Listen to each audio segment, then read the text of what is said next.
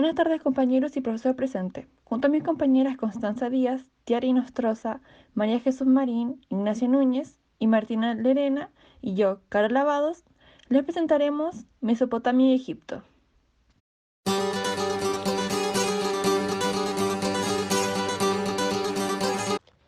Babilonia y Asiria fueron imperios de la antigua Mesopotamia, una región de Asia Occidental ubicada entre los ríos Tigris y Éufrates. De hecho, de ahí viene su nombre. Mesopotamia significa tierra entre dos ríos, aunque como pueden ver en la imagen de la izquierda, en realidad abarca un poco más allá de los ríos. Ahora, como veremos en la siguiente diapositiva, acá surge la primera civilización, por lo que resulta interesante considerar el por qué los primeros momentos de la historia donde el ser humano establece ciudades sean aquí exactamente y no en otro lado. Como pueden ver en la imagen de la derecha, Mesopotamia se ubicaba en lo que se conoce como la media luna fértil. Esta es una zona que, a diferencia de la mayoría del Medio Oriente, que era completamente desértica, tenía el agua suficiente como para mantener vida silvestre. En esta zona se encontraron con grandes ríos, lagos, abundantes peces, prados, cabras, ovejas, burros, águilas, halcones. O sea, era un lugar que posteriormente permitiría asentarse, desarrollar la agricultura y la ganadería, y por eso fue escogido como cuna de la civilización, porque todos sabemos que el agua es un elemento fundamental para la vida. No solo la primera nación mesopotámica, sino también considerada la primera civilización humana, tenemos a los sumerios. Su origen data aproximadamente el 4000 a.C. e incluso antes. Sus ciudades eran independientes, o sea, no había un monarca que legislara todo, sino que cada ciudad tenía su propio gobernante. Los sumerios creyeron en muchos dioses, de hecho, cada ciudad tenía su propio dios, por lo que había muchos templos. Construyeron canales y cisternas para irrigar la tierra. Moldearon cerámicas delicadas, labraron el bronce y el cuero e inventaron la rueda, la vela y la escritura cuneiforme. Con el desarrollo de las ciudades, las tentativas de supremacía de unas sobre otras se tornaron inevitables, por lo que durante un milenio se produjeron luchas por el control del agua, de las rutas de comercio y el cobro de tributos a tribus nómades.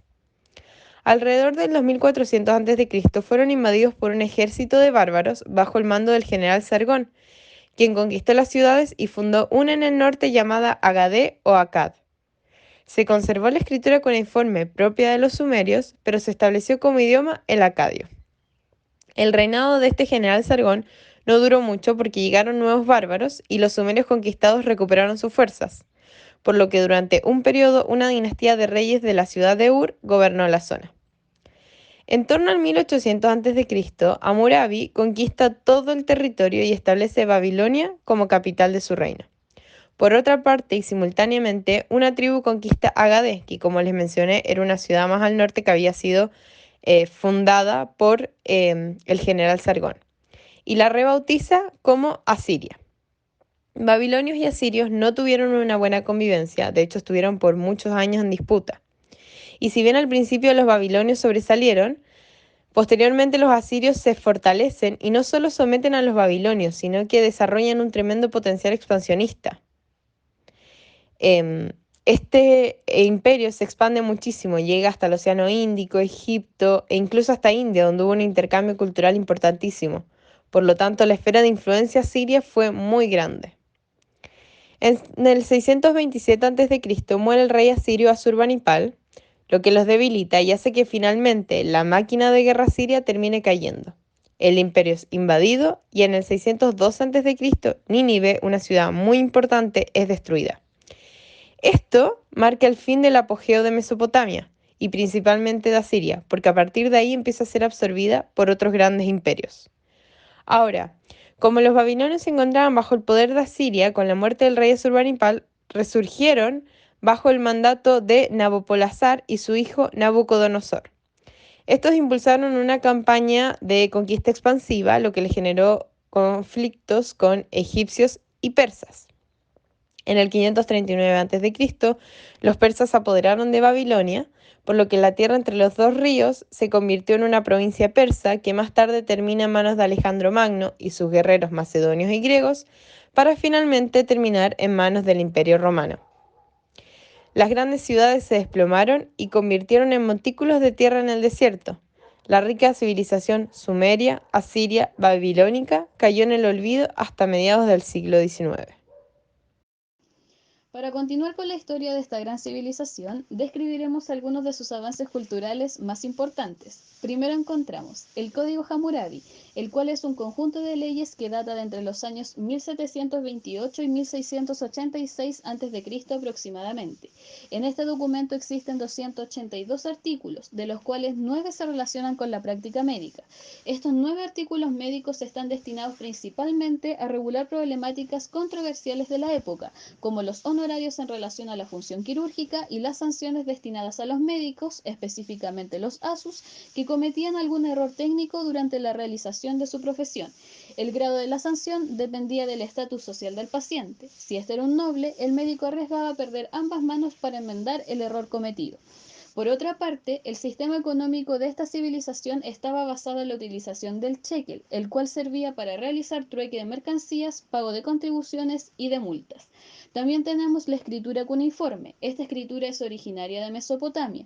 Su nombre proviene del término latín cuneus, que se traduce como cuña debido a la forma de las impresiones que se realizaba sobre la arcilla. Se tallaba el texto sobre una tablilla de arcilla húmeda con un instrumento denominado punzón o estilete. Una vez concluido el texto, la tablilla era llevada al horno para garantizar una conservación más duradera. Cada tablilla contenía la serie y el número de la tablilla para su correcta identificación, el texto y el colofón, que contenía la primera línea de la tablilla siguiente, el propietario, el año de reinado del soberano correspondiente, la ciudad de la escuela, el nombre del escriba y, en algunos casos, el autor. Siguiendo con los avances culturales de esta civilización, encontramos un legado anatómico derivado de la tendencia de los médicos de obtener un pronóstico del enfermo a partir de los hallazgos hepáticos de un cordero. Por esta razón, se crearon modelos de arcilla de hígado con fines educativos. Con respecto a la higiene, la civilización sumerio-asirio-babilónica no permitía ensuciar las conducciones de agua, por lo que desarrollaron amplios y complejos sistemas de desagüe, generando un importante legado arquitectónico relacionado a la salud que también se observó en las civilizaciones posteriores. También cabe destacar el gran avance matemático que tuvo esta civilización.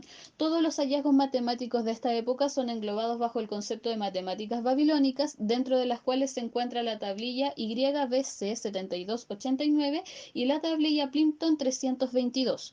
En la primera tablilla mencionada se encuentran plasmadas desde las más sencillas hasta las más complejas ecuaciones matemáticas.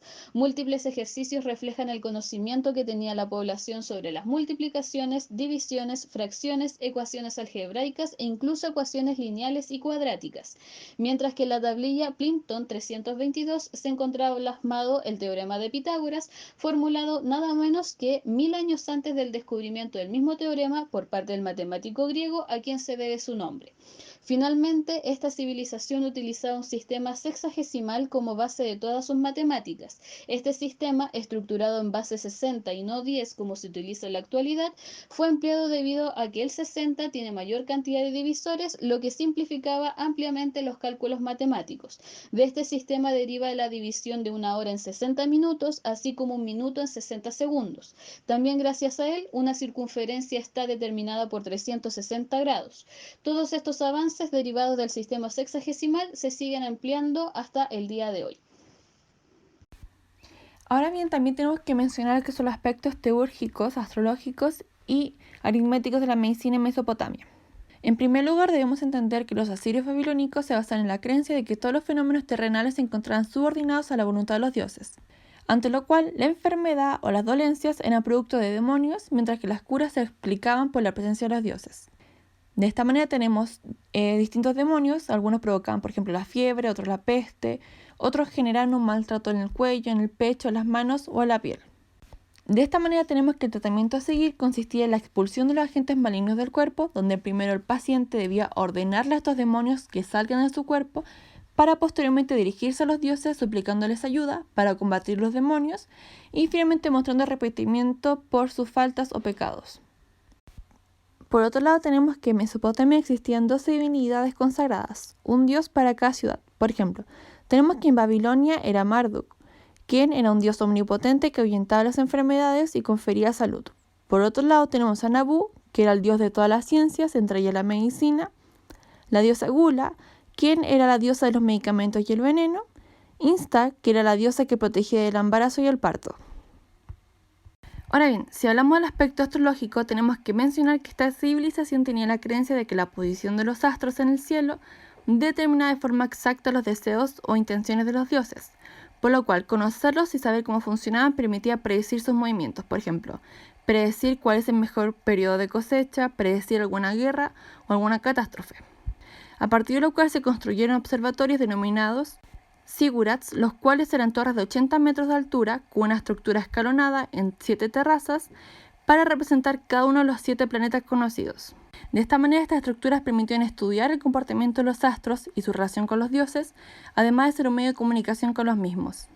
A partir de lo cual se logró emplear un calendario de 12 meses, observar el comportamiento de la Luna y del Sol, además de ciertos planetas, además de identificar 12 constelaciones. También es importante mencionar que el número 7 era un número de mal augurio, de tal manera que el médico no podía atender pacientes ni tampoco preparar recetas los días 7, 14, 21 o 28. Un hecho importante a mencionar fue el descubrimiento de la gran biblioteca del rey asirio Usurbanipal, la cual está ubicada en Nínive, la cual fue descubierta en el año 1849 por Austin Henry Layard. Esta biblioteca en particular contaba con 22.000 tablas de escritura cuneiforme, entre ellas tratados matemáticos, astrológicos, libros de magia, religión, arte, diccionarios y entre ellos 800 textos relacionados con la medicina, donde estos textos en particular se ordenaron según sus causas, los órganos afectados o el tratamiento a seguir. Sin embargo, debido al uso de gran cantidad de términos anatómicos, nombres de drogas e instrumentos, fue muy complicado a la hora de traducir este texto a las lenguas modernas. Un elemento importante que se encontró en esta biblioteca fueron 11 tablas de arcilla que relataban lo que eran las pericias del rey Gilgamesh, conocido como el poema de Gilgamesh, que corresponde a la obra épica más antigua encontrada. Y su importancia radica en el hecho de que es una de las primeras obras que habla y enfatiza lo que es la mortalidad humana frente a la inmortalidad de los dioses, además de que plantea la idea de que de alguna manera los dioses con los humanos existía una interdependencia, es decir, que los dioses no pueden existir sin los seres humanos y viceversa. En cuanto a la organización y regulación médica en Mesopotamia, casi todos los médicos mesopotámicos eran sacerdotes, por lo tanto pertenecían a la clase privilegiada de los eruditos y muchos de ellos antepusieron el sacerdocio por sobre la medicina. En base a esto, la vocación médico-religiosa tuvo 3 tendencias definidas. En primer lugar tenemos al Baru, que se ocupaba del diagnóstico, pronóstico y también de averiguar las causas de la enfermedad. Luego tenemos al Achipu, también conocido como invocador de exorcismos, que era el representante más importante de la clase sacerdotal. Este se encargaba de examinar el cuerpo de los enfermos y expulsar a los demonios de la enfermedad para reconciliarlos con la divinidad. Y es importante mencionar que el Achipu era considerado como el médico superior, motivo por el cual no realizaba prácticas quirúrgicas, ya que a causa de su rango no debía mancharse con impurezas, tales como los fluidos corporales, la sangre, etc. Finalmente, tenemos al Asu o sanador o el verdadero médico, que era un sacerdote que atendía exclusivamente a los enfermos, empleaba conjuros, recetaba medicamentos y realizaba intervenciones operativas con el bisturí. Ahora bien, el acto médico se desarrollaba conforme al siguiente procedimiento diagnóstico. Se realizaba un interrogatorio o catarsis que podía ser mediante la adivinación a partir del fuego, empinomancia, el polvo, lecanomancia, los sueños, oniromancia y la hepatoscopía de animales, que correspondía al análisis hepático de animales sacrificados, ya que para los mesopotámicos el hígado era la fuente de la vida. Por lo tanto, el diagnóstico lo concluían a partir del estudio hepático y de presagios. Como se mencionó anteriormente, el Código de Hammurabi corresponde al primer código de leyes escritas y regula la actividad y conducta de los médicos, así como también establece multas y honorarios que eran proporcionales al estrato social del paciente. Este texto también trasluce el gran desarrollo de la higiene pública, la presencia de los drenajes de agua negra, la construcción de excusados, entre otros puntos, y se rige por la ley del talión, es decir, ojo por ojo, diente por diente, lo cual muchas veces puede sorprender al lector moderno producto de sus sanciones muy severas. Por ejemplo, si una casa mal construida se venía abajo y mataba al hijo del dueño, el hijo del arquitecto debía ser ejecutado. Ahora, en cuanto a algunas normas relativas a la cirugía, tenemos que, por ejemplo, si el cirujano opera a un noble y le salva la vida, recibirá 10 shekels de plata. Sin embargo, si el noble muere, se cortará la mano del cirujano. También, si el paciente es un esclavo y sobrevive, el médico recibirá 2 shekels por parte del dueño. Sin embargo, si el esclavo muere, el médico debía conseguir otro esclavo. La medicina del mago sumerio avanzó cada vez más hacia la medicina religiosa del sacerdote, y ni observaciones ni experiencias pudieron contrarrestar el demonismo. Por lo tanto, la diagnosis y prognosis tenían como base la profecía, y como se mencionó anteriormente, para cada enfermedad había un demonio responsable. Por otro lado, las visitas médicas se regulaban y ordenaban a través de la corte real, es decir, que era el médico quien visitaba al enfermo. También los varus y achipus debían ejercer su profesión gratuitamente, pero como compensación los enfermos y convalecientes llenaban sus santuarios de dádivas.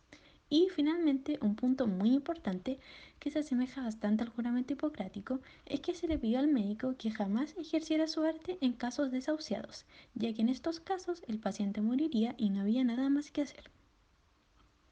Primero que todo, para estas civilizaciones era común pensar que el mal era consecuencia del pecado, de la acción de espíritus que se introducían al cuerpo para castigarlo, y que los pecadores eran quienes desatendían el servicio de los dioses. Es importante destacar que tuvieron preocupación por la salud pública, como ya lo hemos mencionado, con la existencia de los sistemas de desagüe combinados, la prohibición de contaminar las conducciones de agua, entre otros. También la medicina alcanzó un grado mayor de perfección que en Egipto. Los demonios mencionados fueron los precursores de nuestros gérmenes.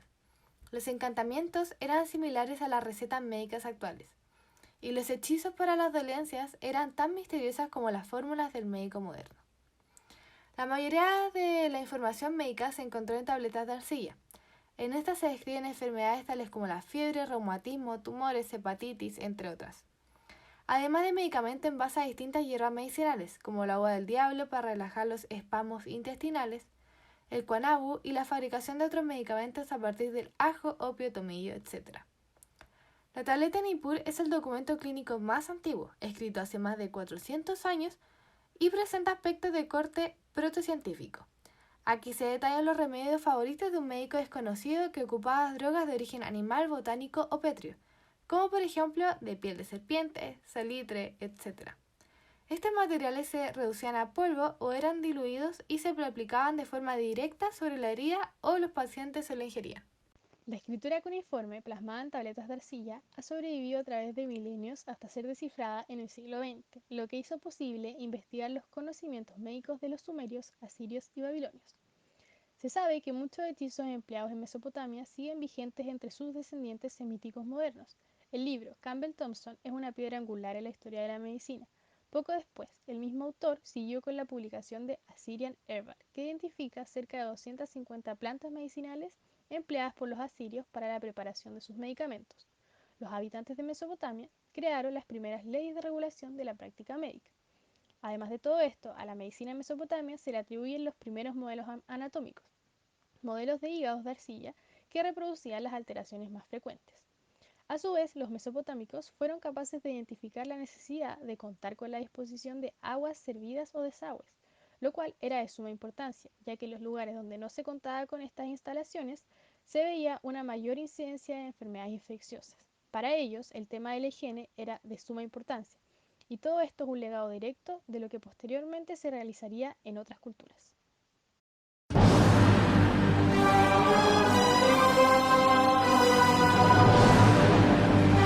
Egipto está en el nordeste de África y es atravesado por el río Nilo, clave del éxito para el desarrollo de la civilización egipcia. Se cree que los egipcios pertenecieron a la raza camita y que eran originarios de una región llamada Punt. Al principio el país estaba compuesto por pequeñas ciudades, o nomoi, cada una con sus propios dioses, templos, sacerdotes y gobernantes. Los habitantes de estas cooperaban entre sí. Su comunicación era facilitada por el Nilo y por el viento que contrariaba la dirección de las aguas del río. Posteriormente, en torno al 4000 a.C., el territorio se divide en dos regiones mayores, Alto Egipto y Bajo Egipto. Al principio bastaba con los desbordes del río para mantener la tierra, pero con el aumento de la población fue necesario construir canales para poder irrigar la tierra y conservar su humedad en épocas de sequía. El río Nilo, como mencioné al principio, fue la clave del éxito para el desarrollo de la civilización, ya que sin él el territorio hubiese sido inhabitable. Todos los años las crecidas del río aportaban la humedad y el limo necesario para la agricultura. El limo es un sedimento transportado en suspensión por los ríos y por el viento que se deposita en el lecho de los cursos de agua o sobre los terrenos que han sido inundados, y es tipo un barro que deja el terreno muy fértil. Entonces los granjeros plantaban sus semillas ahí en ese barro y con la ayuda del sol salía la planta. Y por eso, como dijo Heródoto, un historiador griego, el país era un don del Nilo. Ahora, no todo era color de rosas, o sea, las inundaciones a veces se descontrolaban y arruinaban cultivos, aldeas y poblados. Y por el contrario, cuando el río traía poca agua, la hambruna asolaba la zona.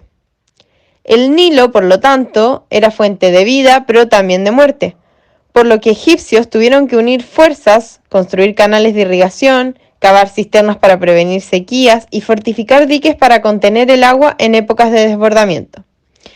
Este desafío requirió de una gran organización y arduo trabajo, que condicionó una respuesta comunitaria, un trabajo colectivo. Y esto hizo que estas zonas fueran más desarrolladas que las zonas con un clima y terreno más acogedor. Los sacerdotes encargados del regadío observaron que las crecidas del río se producían cada 365 días.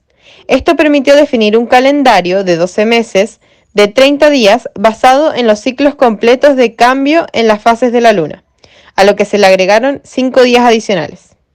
Aparte de, las inundaciones borraban los límites entre las tierras de propiedad individual, por lo que tuvieron que buscar una fórmula para definirlos nuevamente. De ahí el origen de la ciencia de medición de la tierra o geometría. Como siempre, ambas zonas de Egipto empezaron a pelear, lo que termina con el rey Menes fundando Menfis e inaugurando la primera dinastía, de 30, convirtiéndose en el primer rey portador de las dos coronas, blanca del Alto Egipto y roja del Bajo Egipto. En ese entonces, Egipto contaba ya con todos los elementos de una civilización: ciudades, sistemas de gobierno, organización de los ejércitos, escritura, uso de los metales y arte de la cerámica. La sociedad egipcia estaba jerarquizada en 3 niveles: el faraón, que era el depositario del derecho divino y se le atribuían todos los poderes por mediación de Horus; los altos funcionarios, que eran sumos sacerdotes y escribas; y el pueblo, campesinos, artesanos, esclavos, entre otros.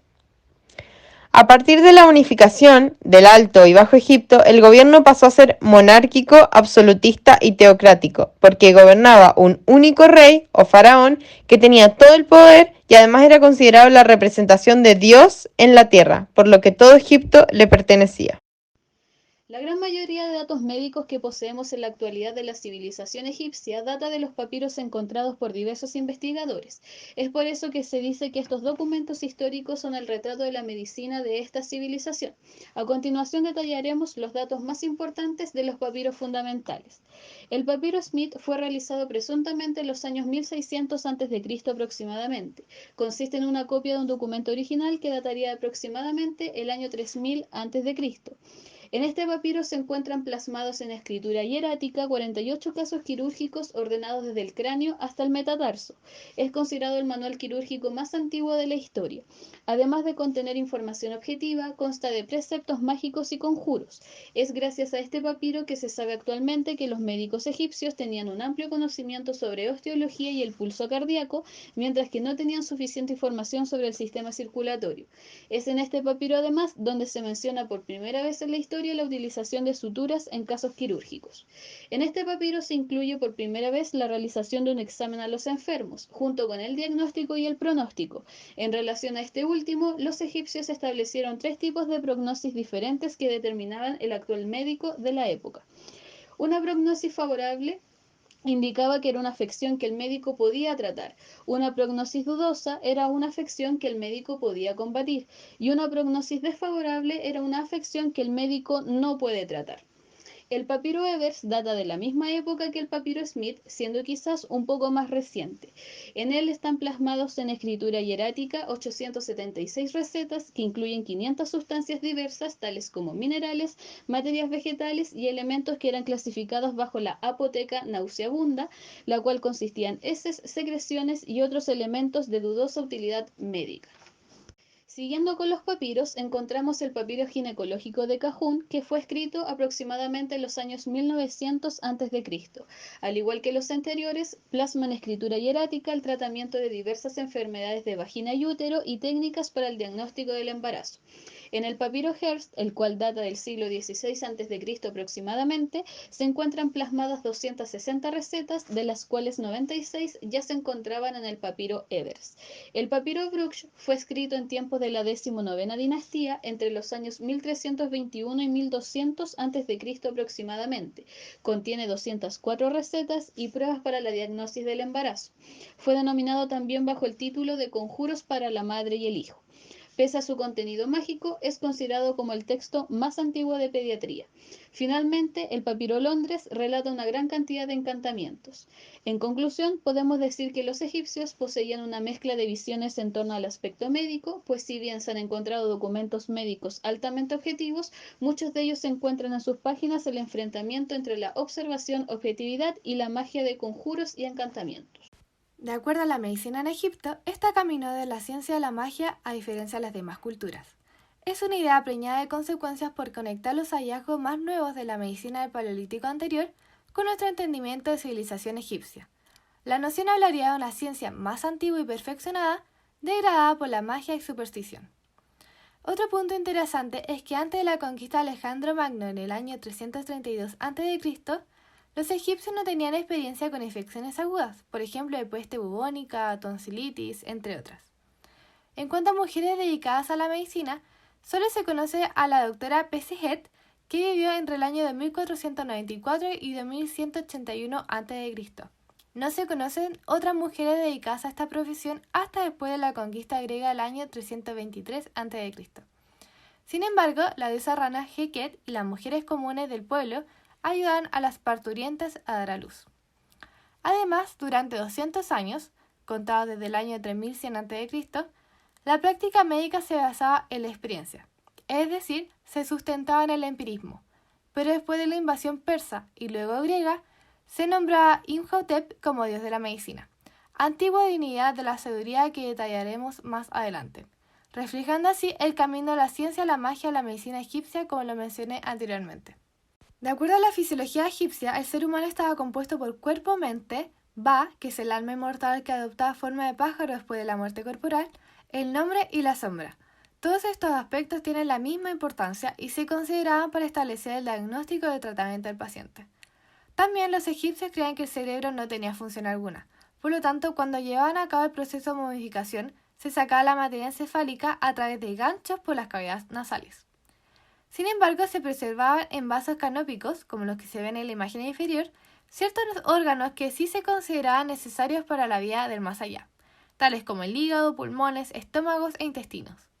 Cabe destacar que el corazón era esencial para la vida, motivo por el cual se dejaba en la momia, ya que de ahí el espíritu del difunto sacaba la energía necesaria para que su doble, representado en vida por su sombra, pudiera deambular por el mundo de los muertos. En resumen, se le consideraba el órgano más importante de todos. Por último, los egipcios nunca tuvieron una idea clara del sistema circulatorio, como ya lo habíamos mencionado.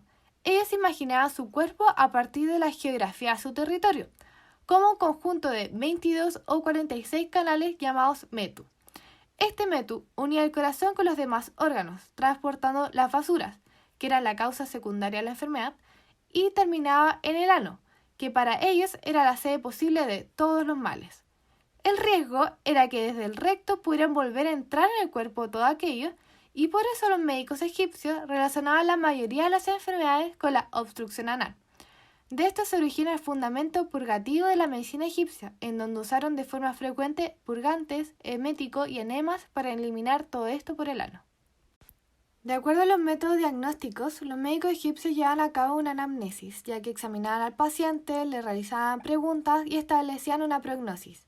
Importante mencionar que si el pronóstico del paciente era negativo, los médicos se negaban a tratarlo. El tratamiento médico empleado era la utilización de numerosos conjuros para expulsar los espíritus malignos y sanar las sencillas dolencias, picaduras de insectos, irritaciones de la piel y mordeduras de serpiente. Además, el paciente debía consumir medicinas asquerosas para disgustar y ahuyentar los espíritus malignos. Esta medicina estaba compuesta, por ejemplo, de excrementos humanos, carne podrida, grasas fétidas y carrugatas de mosca.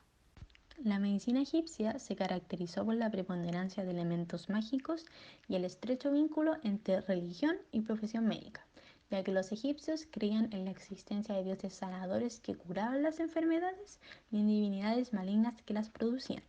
Entre los papiros mencionados anteriormente, el de Ebers nos entrega información muy valiosa sobre las características generales de la medicina egipcia y señala la existencia de 3 clases de sanadores. En primer lugar tenemos a los sacerdotes, que eran los mediadores entre el enfermo y el dios. Utilizaban drogas para sanar y se encargaban de enfermedades de carácter divino a través de hechizos y oraciones para invocar a los dioses. Después tenemos al médico laico, que curaba enfermedades orgánicas, es decir, que creía en el origen natural de la enfermedad. Llevaba a cabo procedimientos quirúrgicos, así como también utilizaba medicinas y aconsejaba el reposo. Finalmente, tenemos al mago, que se encargaba de las posesiones demoníacas y aliviaba al enfermo mediante la sugestión. Por otro lado, se cree que el médico más antiguo conocido es Imhotep, quien se estima que nació en el año 2800 a.C. Se caracterizó por brindar servicios al faraón en distintas áreas, tales como médicas, arquitectónicas y astronómicas, y posteriormente fue divinizado como deidad de los médicos y escribas, producto de su importancia e influencia en el pueblo egipcio. Finalmente, cabe mencionar como detalle histórico, a modo de entender el rol de los médicos, que muchos médicos sacerdotes no solo pertenecían a la jerarquía más alta de la sociedad, sino que también influyeron en otras áreas como la política. Dos ejemplos de esto son Atotis y Tosortos, quienes fueron 2 faraones que antes de ejercer su rol político fueron médicos. En cuanto a la formación médica, los egipcios fueron los primeros en tener un sistema de enseñanza médica y existía una jerarquización de los encargados académicos.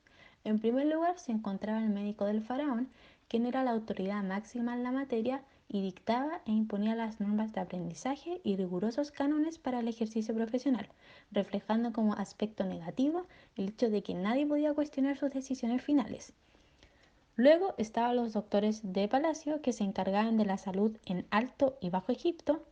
En tercer lugar se encontraban los profesores de las casas de vida, o también conocidas como hospitales anexos o Per-Ankh. Y finalmente los médicos practicantes. La enseñanza se basaba en textos y tratamientos antiguos vinculados estrechamente con la religión y los dioses, cuya influencia era sumamente importante tanto para el aprendizaje como desarrollo de la profesión. El sistema de salud egipcio era de carácter gratuito, ya que cada médico recibía una remuneración fija y era accesible a todas las personas sin importar su estrato social, encontrándose además a disposición de los habitantes en cualquier momento y lugar del país. Sin embargo, cabe mencionar que dicha gratuidad se basaba solo en la exploración y diagnóstico entregados por el médico, por lo tanto los medicamentos cuya preparación estaba en manos del médico debían ser pagados por el paciente. Por otro lado, dentro del sistema de salud existían leyes sanitarias estrictas que debían cumplirse al pie de la letra, dado que la higiene era algo sumamente importante para los egipcios. Esto se ve reflejado en ordenanzas médicas destinadas a vigilar la pureza de las aguas, no solamente a fin de asegurar la limpieza de los vivos, sino también se inspeccionaba la higiene mortuoria y diversas medidas de prevención lavativas, vomitivas y ayuno, ya que los alimentos podían ser causantes de enfermedades. También se realizaban constantes baños y limpiezas individuales, lo cual refleja su ambición de presentarse con un alma limpia ante los dioses y un grado de evolución en la medicina. Los egipcios lograron crear una de las civilizaciones más espléndidas de la historia del ser humano. Aunque ésta no tuvo gran continuidad, sobrevivió durante 30 siglos y dejó legados en escritura, medicina, arquitectura y estatuario. Como uno de los primeros legados de la medicina de esta civilización, se encuentra el documento médico más antiguo, el cual describe un síncope. Este texto, conservado en el Museo del Louvre, es el primer testimonio de una referencia a un escrito en el marco de una consulta médica. Los egipcios también diagnosticaban a partir de la sombra del enfermo, concepto que luego utilizaría Carl Jung para describir la zona inconsciente del ser humano.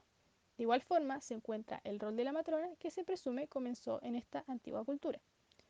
Lo que se sabe sobre medicina en el Egipto antiguo proviene de diversos papiros.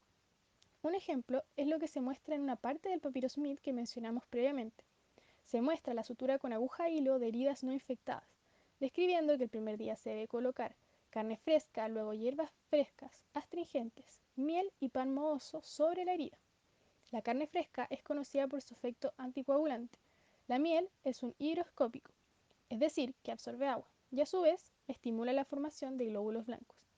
La aplicación de pan mohoso permite pensar en el efecto de la penicilina. Esta antigua sociedad ya utilizaba uno de los descubrimientos más importantes de la microbiología, el cual es el uso de los antibióticos. En Egipto también aparece por primera vez la práctica médica especializada. Había médicos para cada síntoma y enfermedad, también para cada parte del cuerpo. Mesopotamia y Egipto corresponden a grandes civilizaciones que han marcado la historia de la humanidad, no solo por el hecho que han contribuido en distintas áreas de conocimiento, por ejemplo el arte, la cultura, la arquitectura, la matemática y la astronomía, sino que además han aportado gran cantidad de conocimientos relacionados directamente con lo que es el ejercicio de la medicina y la higiene sanitaria, los cuales son hechos que han perdurado hasta el día de hoy.